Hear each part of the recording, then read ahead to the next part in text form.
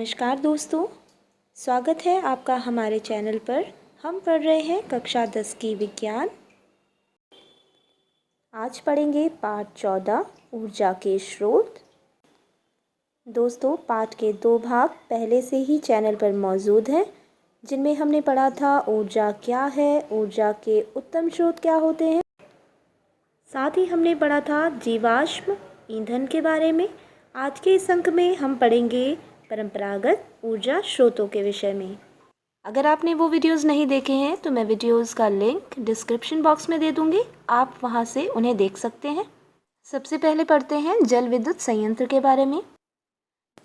जल विद्युत संयंत्रों में गिरते जल की स्थितिज ऊर्जा को विद्युत ऊर्जा में रूपांतरित किया जाता है और यह ऊर्जा का नवीकरणीय स्रोत है।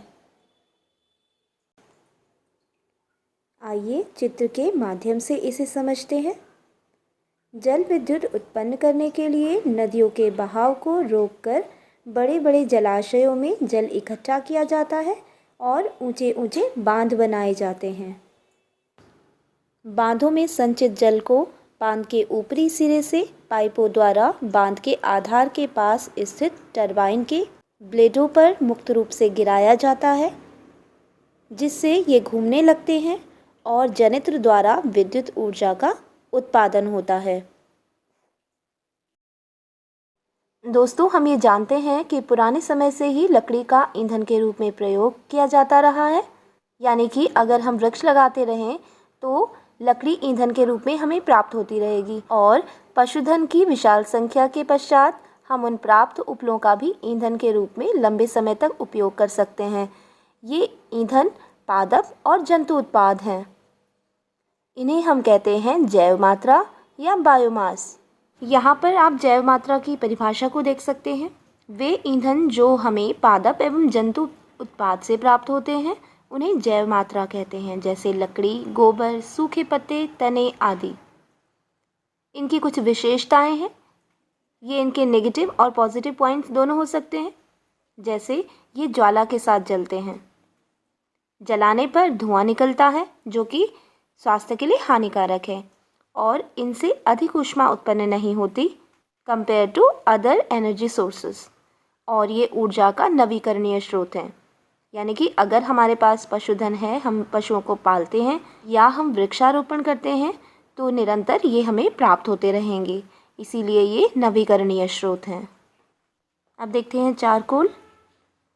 जब लकड़ी को वायु की सीमित आपूर्ति में जलाते हैं तो उसमें से उपस्थित जल और वाष्पशील पदार्थ बाहर निकल जाते हैं और अवशेष के रूप में जो बचता है उसे कहते हैं हम चारकोल। इसके गुण इस प्रकार हैं। यह बिना ज्वाला के साथ जलता है, इससे अपेक्षाकृत कम धुआं निकलता है लकड़ी और उपलों की अपेक्षा। इसमें ऊष्मा उत्पन्न करने की दक्षता अधिक होती है। आगे देखते हैं बायोगैस या जैव गैस। गोबर, फसलों के काटने के पश्चात बचे अपशिष्ट, सब्जियों के अपशिष्ट जैसे पादप और वाहित मल जब ऑक्सीजन की अनुपस्थिति में अपघटित होते हैं तो बायोगैस या जैव गैस का निर्माण होता है। इसे हम गोबर गैस भी कह देते हैं क्योंकि इसका मुख्य संघटक जो है वो गोबर है। चित्र में आप गोबर गैस को देख पा रहे हैं। इसमें एक बड़ा टैंक होता है जिसे डाइजेस्टर या पाचक टैंक कहते हैं। इसके ऊपर एक ढक्कन लगा होता है जिसके कारण गोबर का संपर्क सीधे वायु से नहीं होता। घुली अवस्था में अपशिष्ट पदार्थों को एक छोटी हौद के जरिए इस बड़े पाचक टैंक तक लाया जाता है। गैसों के बनने के पश्चात ऊपर लगे इस पाइप के जरिए उसे प्राप्त कर लिया जाता है और इस्तेमाल किया जाता है। इसके पश्चात बचा अपशिष्ट निर्गम टैंक तक लाया जाता है और उसे यानी अपशिष्ट गोबर की स्लरी को खाद के रूप में इस्तेमाल कर लिया जाता है। इस प्रकार हमने देखा कि गोबर गैस संयंत्र किस तरीके से काम करता है। देख लेते हैं गोबर गैस के उपयोग के क्या क्या लाभ हैं। यह एक उत्तम प्रकार का ईंधन है क्योंकि इसमें 75% तक मीथेन गैस होती है। यह धुआं उत्पन्न किए बिना जलता है। इसकी तापन क्षमता अधिक होती है। इसका उपयोग हम ईंधन व प्रकाश स्रोत के रूप में कर सकते हैं। और जैसा कि मैंने बताया, गोबर गैस संयंत्र से बची स्लरी का उपयोग एक उत्तम खाद के रूप में कर सकते हैं। इसमें नाइट्रोजन और फास्फोरस की प्रचुरता होती है और यह ऊर्जा का नवीकरणीय स्रोत भी है। इस प्रकार हमने सीखा कि ऊर्जा के पारंपरिक स्रोतों के उपयोग के लिए अगर हम टेक्नोलॉजी में थोड़ा सा सुधार कर दें तो उनके गुणों में भी व्यापक बदलाव आता है जो हमारे लिए बेहतर है। आइए समझते हैं पवन ऊर्जा को। गतिशील वायु को ही पवन कहते हैं और गति के कारण पवन में जो कार्य करने की क्षमता आती है उसे हम कहते हैं पवन ऊर्जा।